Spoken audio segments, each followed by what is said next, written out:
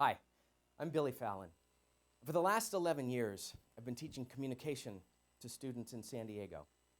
When I tell people that I teach communication, a lot of times they think that somehow that means I'm working in the phone company or I'm on the radio. And while broadcasting is a small part of communication, it's actually a small part of a much larger picture. And, well, we don't work on cell towers. So what is communication? Communication is the complex and sometimes delicate process of creating and sharing meaning using symbols. Let me illustrate. We understand that psychology is the study of how our minds work. And we understand that sociology is the study of groups and cultures and society. But how do we bridge this gap? How do we take what's in our minds and share it with other people so that we have society and culture? That's communication.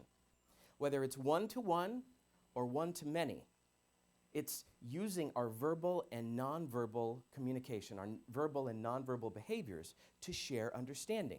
My verbal communication, those are my words, and my nonverbals, that's what I do with my face and my body and my voice.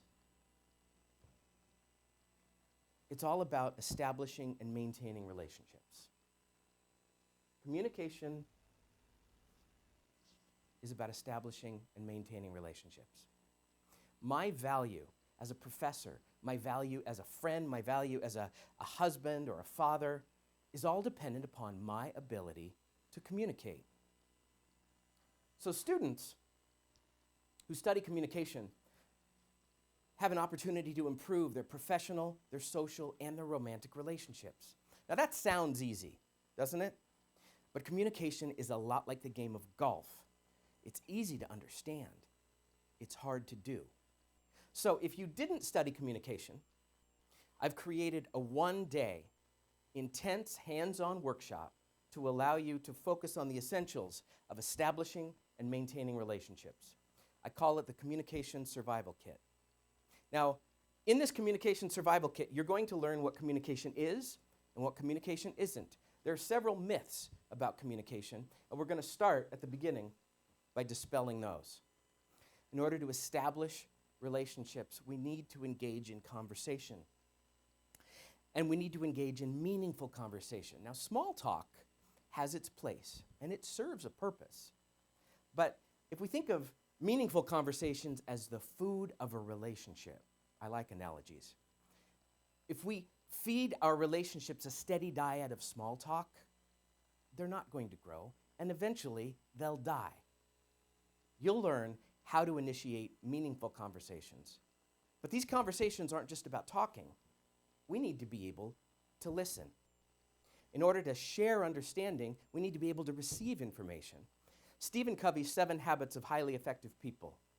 One of the habits is seek first to understand. Our ability to understand is predicated on our ability to listen well. You will learn how to listen well and how to avoid the pitfalls of poor listening. In every relationship, professional or personal, we make mistakes. If we think of those mistakes as relational injuries, then the apology is the first aid. Now, most of us aren't taught how to apologize. And poor apologies, like poor first aid, can do more harm than good. You'll learn how to apologize well, and it will make a difference. Sometimes people don't live up to their performance standards. People's behavior kind of violates the boundaries of our relationship, and we need to address these difficult issues. These issues are difficult to address. It's hard to tell someone that they're not performing to standard. It's hard to tell people that their behavior has violated our boundaries. But it's important for us to be able to enforce professional standards, to set personal boundaries. And you'll learn how to do this while minimizing the risk of damaging the relationship. We all appreciate humor. I did my master's thesis on humor. And the late great comedian Victor Borge once said that laughter is the shortest distance between two people. Unfortunately, much of the humor that we are exposed to in the media comes at the expense of others. It's detrimental to our relationships, even though it plays well on television. So you'll learn how to use your humor to strengthen your relationships, to facilitate the bonds that you have with your professional colleagues and your interpersonal relationships. Finally, we're going to take a look at technology. In the last 50 years, technological advances have drastically changed the way that we communicate. Now, these changes have had positive and negative results.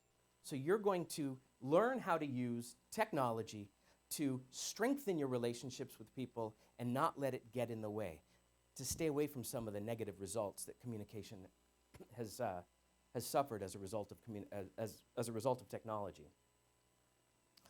You can improve your communication skills, but it's not going to happen by watching a video. It's not going to happen by reading a book. Like any skill, you have to practice to get better at it. In this workshop, you're going to learn by doing. And at the end of the day, you will be a better communicator.